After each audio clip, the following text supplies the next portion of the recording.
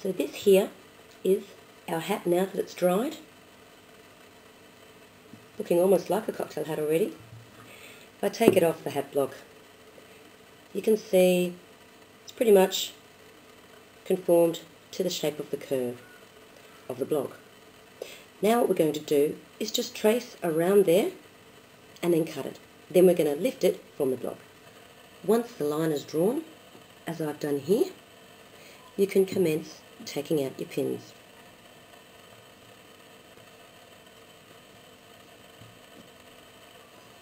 We're going to carefully lift it off. Okay, now we're going to lift it off. You've got to make sure it's thoroughly dry. You can even use a hairdryer on it if you're really impatient, or if it's winter, like it is now for me, I just stuck it in front of the gas heater last night. If it's a sunny day, stick it out on your balcony so that the sun can do the work. Just keep the shape in it there. And here we have our shape. Now it's still pretty soft, so the next step is what we call stiffening. Now a word on stiffening. Why we need to stiffen the fabric is because, well, the felt's just going to lose its shape pretty soon if we don't. And using many other different materials in hat making, we do have to stiffen pretty much all of them. Now, traditionally, milliners have used a very, well, toxic chemical, I guess, to stiffen felt in particular. But there are alternatives, and that's what I'm going to be using today. Plain, old-fashioned PVA. PVA craft glue. If you use it in around 1 to 2.5 parts, that should do the trick. So if you're using 30 ml of PVA, then you use about 75 of water. And so the aim is not to have it so thick that it's just going to sit on top and not sink in. No, no, no. The idea is for it to be absorbed, become part of the fabric, and therefore hold it rock solid.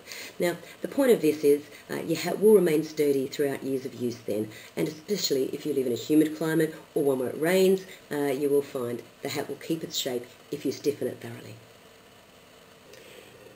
Now I've mixed my glue up. Really, it's the consistency of milk at the moment. And I know my head's out of shot, but, you know, it's what my hands are doing that matters. Okay? Now, find a brush that you're not going to use again for something else. Now, I've actually used a brush that I used to tint my hair, but make sure you don't use it again on your hair. Or if you use a paintbrush, you know, make sure whatever brush you use, wash it out thoroughly. If you use a kitchen basting brush, don't use it again, I would say. Anyway, grab a brush, grab your glue, and paint it on the inside of your cap. That's because it will leave a little bit of residue, and you don't want to spoil the outside of your hat. So, dipping the brush in the glue, simply start brushing it on. And we're going to do this and then quickly put it back on the stand actually, so that it dries in the shape. For that reason, milliners actually put Glad wrap over their blocks, as particularly if you're using the other chemical stiffener that's very, well, detrimental. And you don't want it rubbing off from one hat to the next, and it also, of course, can damage the wood. So I'm just applying this here anyway, and I'll go all the way around, right up to the edges.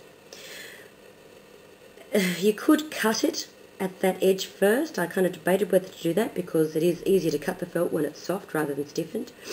But I just think it might hold its shape better if I stiffen first and then cut it later. So I'm just going to make sure I stiffen all the way up to the edge, sort of estimating, making sure I am doing the glue right up to the edge.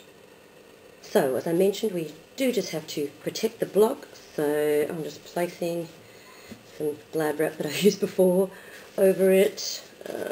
Just to get it there, stick it back on, and then, looks like a jelly blubber actually, but back on. We're going to leave that to dry. Once again, hairdryer, sunny day, front of heater, whatever your favourite choice is. Allow it to dry and get stiff. So that is our hat now stiffened, dried, and I've also cut the excess off along that line that I marked earlier. Just want you to notice that it is quite sturdy now. I can knock on it.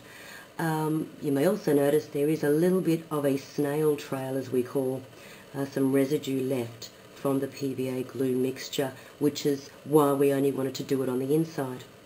Now I would probably revise the amounts or proportions I told you earlier of the PVA glue. I did find I needed 3 to 4 coats, and well, that is a little time consuming, so probably a little thicker would be better. I'm thinking 1 to 1 would probably do. It is quite robust, and as long as don't use the glue neat, I think that would take a really long time to sink in, but probably not quite as watery as I suggested yesterday. Unfortunately for me, it did sink through a little bit onto my good side, and there is a little bit of a spot there, as you can see. So we can fix that up with trim a bit later. So I'm actually going to sew a wire around the edge first, so that it will always keep its shape. Then we'll add the trims and attachments.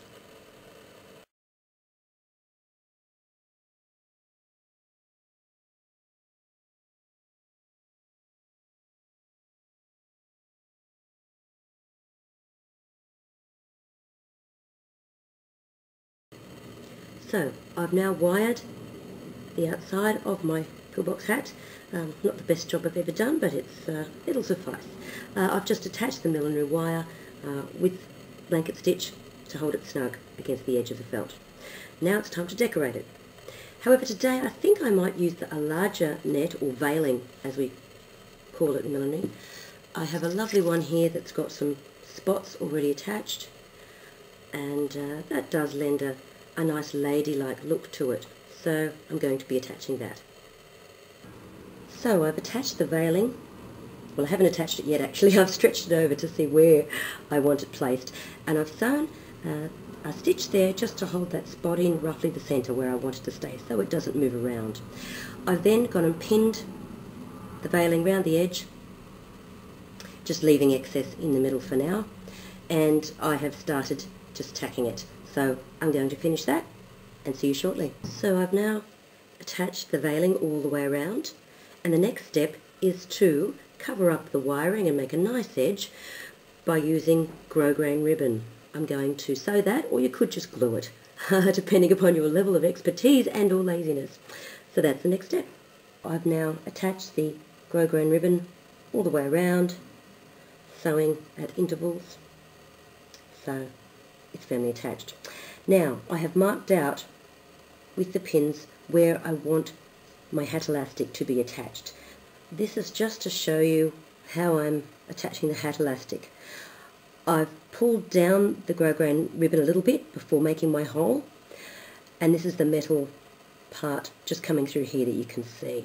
So I thought I'd show you that. So when I've pulled it over and flattened it again, I'll then pull the ribbon back up so you won't be able to see it. Invisible on this side. I know what you're thinking. What about that ugly looking glue stain up the top there?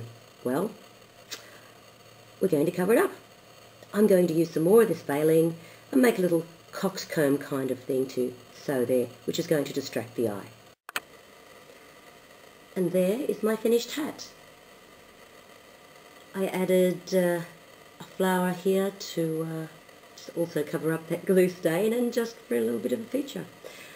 And have a little bit of the veiling up there just for a bit of extra interest as well. I guess I better model it now. So here it is, the finished product. Okay, my hair's not styled, but you get the idea.